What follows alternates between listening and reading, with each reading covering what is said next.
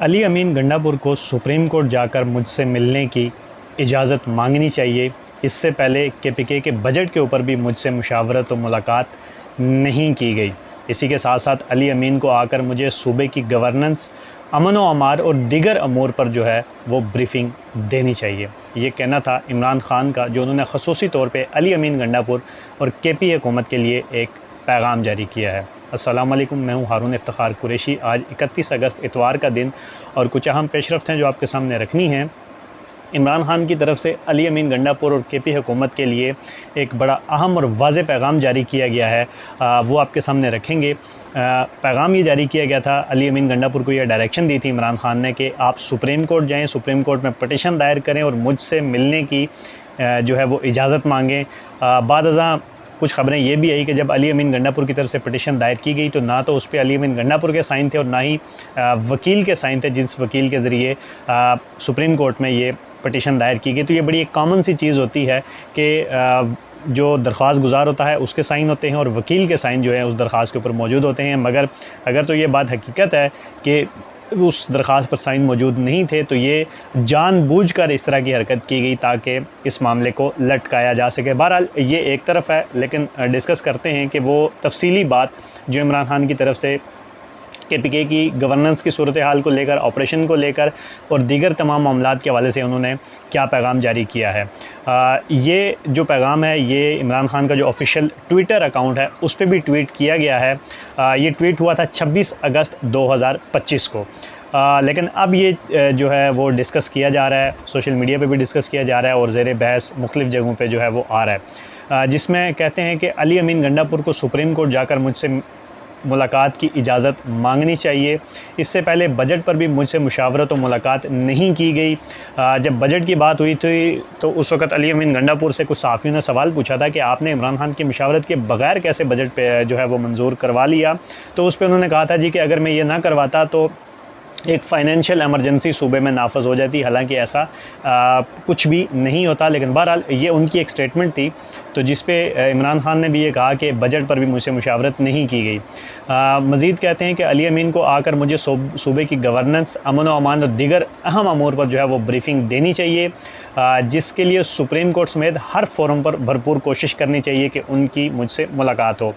जो वो कहते हैं कि मैं दोबारा ताकीद करता हूँ कि खैबर पख्तूनख्वा हुकूमत वफाक की जानिब से अपने शहरियों पर होने वाले मिलिट्री ऑपरेशन और ड्रोन हमलों के ख़िलाफ़ भरपूर स्टैंड ले।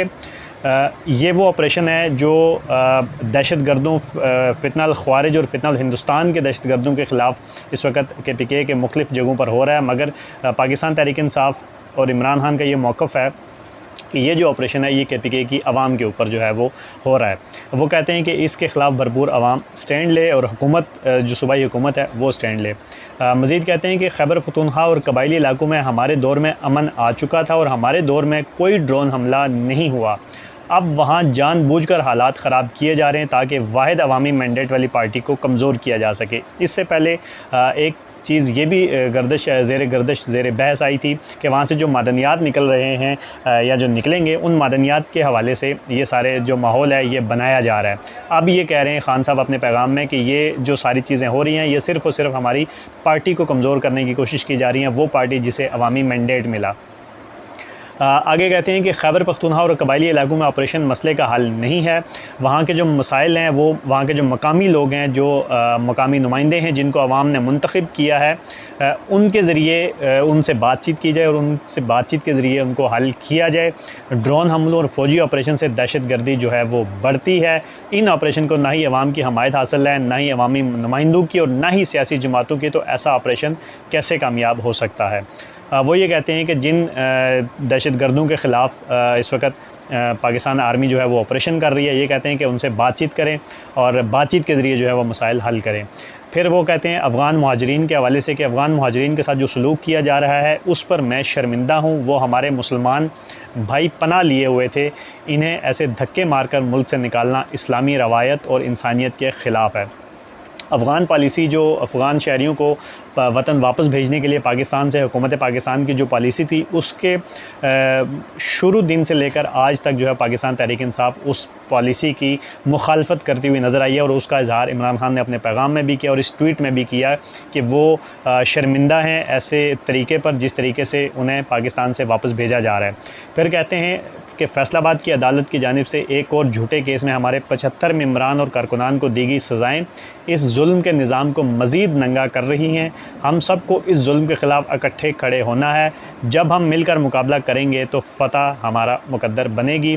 मेरी राय में 9 मई केसेस में झूठे इल्ज़ामात पर दी गई सज़ाओं के ज़रिए खाली कराई गई सीटों पर ज़िमनी इंतखाबात में हिस्सा लेना इन झूठी सज़ाओं को जायज़ तस्लीम करने के मुतरादिफ होगा। यानी कि खान साहब ने ये अपनी सजेशन दी थी कि जो सीटें खाली हुई हैं उनमें जो इंतखाबात होंगे उसमें पाकिस्तान तहरीक इंसाफ हिस्सा नहीं लेगी, और अगर पाकिस्तान तहरीक इंसाफ हिस्सा लेती है तो इसका मतलब है कि हमने उन झूठी सज़ाओं को तस्लीम कर लिया है, जायज़ तस्लीम कर लिया है कि वो सज़ाएँ ठीक हुई हैं। इसलिए पार्टी को मामले पर गौर करके हतमी फ़ैसले के लिए दोबारा जो है वो अपनी तजावीज़ मेरे पास लेकर आएँ।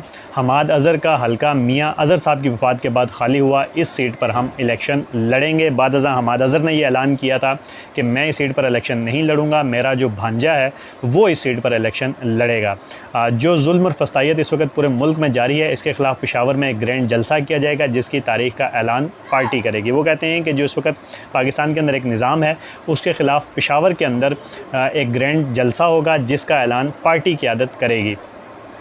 एक और बड़ा अहम मसला जिस वक्त के सैलाब का पाकिस्तान को दरपेश है, पहले KPK के अंदर हुआ, फिर पंजाब के अंदर हुआ, तो उस हवाले से उन्होंने आखिर में ये कहा कि खैबर पख्तूनख्वा और गिलगित बल्तिस्तान में सैलाब ने शदीद तबाही मचाई है और सैकड़ों कीमती जानों के नुकसान के साथ लाखों अफराद जो हैं वो मुतासर हुए हैं। मैंने इस माहौलियाती तब्दीली के मुकाबले के लिए बिलियन ट्री जैसे मंसूबे शुरू किए थे। इस तरह के मंसूबे ही हमारे माहौल को बचा सकते हैं, वरना हम हर साल तबाही ही देखेंगे। तो ये बड़ा अहम पैगाम था जो अली अमीन गंडापुर और KPK हुकूमत के लिए इमरान खान की तरफ से जारी किया गया। पहले तो ये ख़बरें आई थी कि अली अमीन की तरफ से जो सुप्रीम कोर्ट में दरख्वास्त दायर की गई है उस पर साइन मौजूद नहीं थे, उस दरख्वास्त को वापस कर दिया गया है। एक बड़ी आम सी बात है कि साइन उस पे होना ज़रूरी है, साइन नहीं थे तो उसको वापस ही आना था। अब उसको फिर ये कहा जाएगा कि जी ये जानबूझकर हमारे साथ इस तरह के मामलात कर रहे हैं, इसको लटकाने की कोशिश कर रहे हैं। तो ये सारी कुछ चीज़ें थी जो पेशरफ्त थी जो आपके सामने रखनी थी। अब देखना ये है कि आगे इस हवाले से क्या पेशरफ्त होती है।